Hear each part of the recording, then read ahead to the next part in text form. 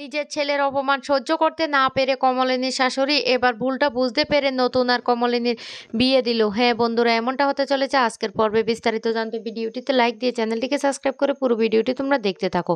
গল্পের শুরুতে আমরা দেখতে পারবো বর্ষা বলতে লাগলো, আমি কেন আমার টাকাটা দেখাতে যাব, আমি কিছুতে দেখাবো না, এতে আমার আর একটা মান সম্মান আছে না। তখন এই কথা বলতে কমলিনী তখন বলতে লাগলো, কেন বর্ষা তুমি এই ধরনের কথাবার্তা কেন বলছো? আমরা জাস্ট দেখতে চাইছি তোমার টাকার অঙ্কের সাথে আমাদের যে টাকার সংখ্যাটা আছে সেই সংখ্যাটা মিলে কিনা। যদি মিলে যায় তাহলে ভাববো যে চন্দ্রই এই কাজটা করেছে, আর যদি না মিলে তাহলে তো টাকাটা তোমারই, তাহলে তোমার আপত্তি কিসের? তখনই বলতে লাগলো, আমার আপত্তি আছে, আমার টাকা আমি তোমাদেরকে কেন দেখাতে যাব? কিছুতে আমি তোমাদের টাকা দেখাবো না। তখন বড় ঠাম্মি বলতে লাগলো, কেন কেন বর্ষা তুমি দেখাবে না? তো এই টাকাগুলি তো তোমার না, এগুলো তো ব্যাগের মধ্যে ছিল, তাতে তোমার দেখাতে অসুবিধাটা কোথায়? কমলিনীর শাশুড়ি তখন বলতে লাগলো, এত কথা বলছো কেন নাতবো? টাকাটা দেখিয়ে দিলে তো সমস্যার সমাধান হয়ে যায়, তুমি টাকাটা দেখাতে চাইছো না কেন বাপু, সেটাই তো বুঝতে পারছি না। বুবলাই তখন বলতে লাগলো, এই মা, শেষ পর্যন্ত তোমরা কি বর্ষাকে চোর অপবাদ দিচ্ছ? বর্ষা কোন ঘরের মেয়ে তোমরা সেটা জানো না। আর বর্ষার মা বাবা যথেষ্ট টাকা পয়সা গয়নাগাটি দিয়ে কিন্তু ওকে বিয়ে দিয়েছে, তারপরে তোমরা কেন ওকে সন্দেহ করছো সেটাই তো বুঝতে পারছি না। তখন কমলিনী বলতে লাগলো, শুন বুবলাই, তুই আমাকে ভুল বুঝছিস, তুই আমাকে বুঝতে পারছিস না। আমরা ভুল বুঝছি না, আমাদের টাকাগুলি হারিয়ে গেছে, তাও আবার এতগুলো টাকা। আর সেই কথাটা আমরা বলতে পারবো না? বল, তুই একবার বল। আর আমরা কি ওকে চোর বলেছি? আমরা শুধু বলেছি যে টাকার অঙ্কটা আমরা একটু মিলিয়ে দেখবো, আর তাতে তোর এত আপত্তি? ওই কথাটা বলার সাথে সাথে বুবলাই তখন বলতে লাগলো, শুনো বর্ষা, এই ঝামেলা না আমার ভালো লাগছে না। আমি নিয়ে আসছি টাকাগুলি, দেখি তো টাকাগুলির সাথে এই টাকা নোটের সংখ্যা মিলে কিনা, সেটাই তো প্রমাণিত হয়ে যাবে, তাহলে তো সমস্ত সমস্যা শেষ হয়ে যাবে। বর্ষা তখন বলতে লাগলো, না বুবলাই, তুমি যদি টাকাটা নিয়ে আসো তাহলে আমি কিন্তু এই বাড়ি ছেড়ে চলে যাব। এ কথা বলার সাথে সাথে তখন কমলিনী বলতে লাগলো, কেন তুমি এ বাড়ি ছেড়ে কেন চলে যাবে? কুর্চি তখন বলতে লাগলো, শুন বুবলাই, সোজা কথা যদি সোজাভাবে না বুঝে তাহলে তো আমাদের বাঁকা পথটা অবলম্বন করতে হয়। তাহলে আমরা কিন্তু এবার পুলিশের কাছে যাব, আর পুলিশ এসে যখনই টাকাগুলি মিলিয়ে দেখতে চাইবে তখন কিন্তু তোর বউ আর এইসব কথা বলতে পারবে না। কমলিনী তখন বলতে লাগলো, আমরা চাইছি ঘরের সমস্যাটা ঘরের মধ্যে মিটিয়ে নেওয়া যাক, কিন্তু যেহেতু বর্ষা সেটা মানতে চাইছে না, তাহলে তো থানা পুলিশ আমাদেরকে করতে হবে। বুবলাই তখন বলতে লাগলো, বর্ষা তুমি বুঝতে চাইছো না কেন? ঘরের ঝামেলাটা আবার বাইরে টেনে নেওয়া যাওয়ার কি দরকার? টাকাগুলি আমি নিয়ে আসছি, তুমি একদম কোনো কথা বলবে না। টাকাগুলি মিলিয়ে দেখুক, যদি ওগুলি মিলে যায় তাহলে ওগুলি ওদের টাকা, যদি না মিলে তাহলে তো তোমার টাকা। আর তোমাকে তো আমি বলেই দিয়েছি, আমি তোমাকে গয়না গড়িয়ে দেবো, তুমি এ নিয়ে কান্নাকাটি করো না। তখন বুবলাই ঘরে চলে যায় আর টাকাগুলি নিয়ে আসে, আর এসে বলতে লাগলো, টাকাগুলি এদিকে দাও, আমি মিলিয়ে দেখছি। তখনই মিঠি বলতে লাগলো, না, আমি মিলিয়ে দেখবো। এ বলে মিঠি টাকাগুলি মিলাতে থাকে, তারপর দেখতে পায় টাকার নোটের সংখ্যাগুলি একই রকম। মিঠি তখন বলতে লাগলো, দেখ দেখ দেখ দাদাভাই, তুই তো শিক্ষিত, দেখ টাকা নোটের সংখ্যার সাথে এই টাকা নোটের সংখ্যা মিলে যাচ্ছে, তুই দেখ পরপর সংখ্যাগুলি মিলিয়ে যাচ্ছে। বুবলাই তখন বলতে লাগলো, একদম ঠিক কথা, একদম ঠিক কথা। এই তো এই টাকাগুলি তো মিলে যাচ্ছে, তাহলে তো টাকাগুলি মায়ের টাকা। বর্ষা তখন বলতে লাগলো, তাহলে আমার গয়না, আমার এই গয়নাগুলো কোথায় গেল সেটাই তো আমি বুঝতে পারছি না। আমার গয়নাগুলি কি হাওয়া হয়ে উড়িয়ে গেল? তখন একথা বলতে কমলিনী তখন বলতে লাগলো, ওই লোকটার নামে মামলা করো, পুলিশে যাও। কারণ তোমার যেহেতু এতগুলো গয়না, তাহলে তোমাকে তো পুলিশে যেতে হবে। তখনই বর্ষা বলতে লাগলো, থানা পুলিশ করে কি আর হবে?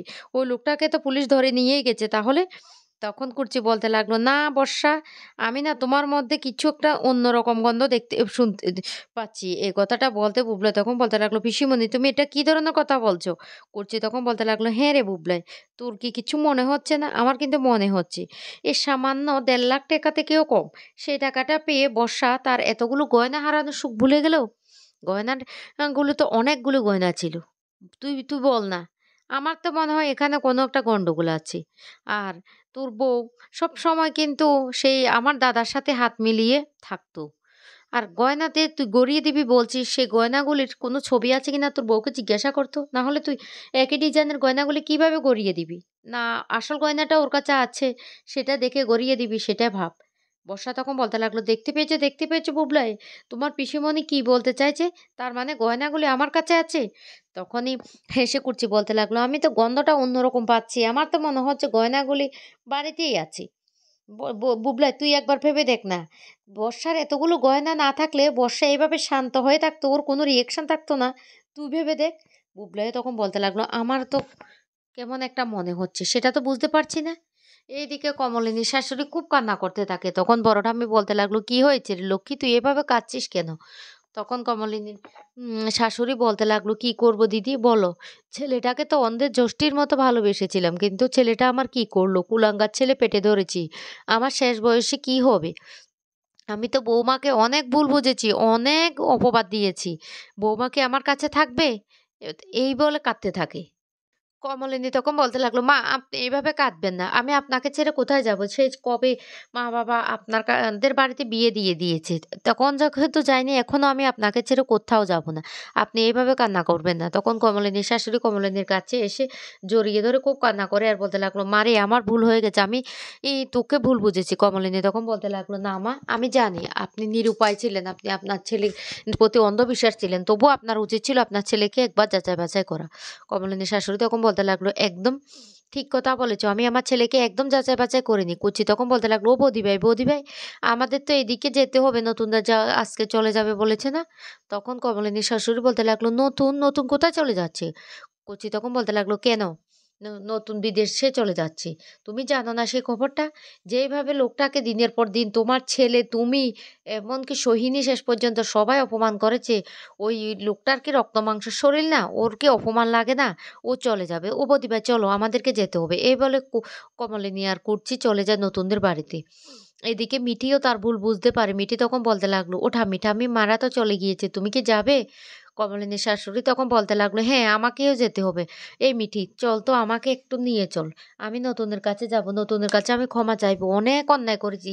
ছেলেটা আমাদের সমস্ত বিপদের দিনে আমাদের পাশে ছিল। আজকে আমি চন্দ্রের কথা শুনে আমি ওই ছেলেটাকে কত না অপমান করেছি।" মিঠি তখন বলতে লাগলো, "তাহলে চলো।" এই বলে মিঠি কমলিনীর শাশুড়িকে নিয়ে নতুনের বাড়িতে যায়। আর তখন নতুন সবকিছু গোছগাছ করে ফেলে। এদিকে কমলিনীও খুব কান্না করতে থাকে নতুন চলে যাবে। তুচিও কান্না করতে থাকে নতুনটার জন্য। আর তখনই চলে আসে কমলিনীর শাশুড়ি। ওকে দেখে নতুন তখন বলতে লাগলো, "আরে মাসিমা আপনি এখানে?" তখন বলতে লাগলো, "নতুন রে বাবা তোকে আমি অনেক অপমান করেছি। তুই কোত্থাও যাবি না। তুই আমাদেরকে ছেড়ে কোত্থাও যাবি না।" নতুন তখন বলতে লাগলো, "এটা কি বলছেন মাসিমা? এটা তো সম্ভব না। আমার যাওয়ার সবকিছু রেডি হয়ে গেছে।" তখন মিঠিও বলতে লাগলো, "না নতুন কাকু তুমি যাবে না। তুমি আমাদের বাড়িতে যাবে। তোমাকে আর এখানে থাকতে হবে না।" তখন কমলিনীর শাশুড়িও বলতে লাগলো, "হ্যাঁ নতুন, আমি অনেক ভুল বুঝেছি। তোদেরকে নিয়ে অনেক বাজে কথা বলেছি। আমি আমার ছেলেকে বিশ্বাস করেছি। কিন্তু আমি আজকে বুঝতে পেরেছি তুই কতটা ঠিক, আমার ছেলে কতটা ভুল। তুই এক্ষুনি আমার সাথে আমাদের বাড়িতে যাবি। আমি আর কোনো কথা শুনতে চাই না। আমি এবার আমার ভুলটা বুঝতে পেরেছি। আমি এবার একটা সঠিক সিদ্ধান্ত নিয়েছি।" তখন কমলিনী বলতে লাগলো, "মা আপনি আবার কি সিদ্ধান্ত নিয়েছেন?" তখন এ বলতে লাগলো, "আমি আমি এবার সত্যিটি লোকের কথাটা সত্যি করতে চাই। আমি নতুন আমার ছেলে। আমি আমার ছেলের সাথে তোমার বিয়ে দিতে চাই। আমি নিজে দাঁড়িয়ে থেকে তোমার বিয়ে দেব।" তখনই অবাক হয়ে যায় নতুন তখন বলতে লাগলো, "কি বলছেন মাসিমা আপনি এসব?" তখন বলতে লাগলো, "হ্যাঁ, আমি সত্যি বলছি।" কুর্চি তখন বলতে লাগলো, "মা তুমি?" তখন বলতে লাগলো, "হ্যাঁ রে, আমি অনেক ভুল বুঝেছি ওদের দুজনকে। এবার আমি নিজে দাঁড়িয়ে থেকে ওদের দুজনের বিয়ে দেব।" তো বন্ধুরা সত্যি কি তাহলে কমলিনীর শাশুড়ি ওদের দুজনের বিয়ে দেবে? আর সেটা হলে তোমাদের কেমন লাগবে অবশ্যই কমেন্ট করে জানাবে।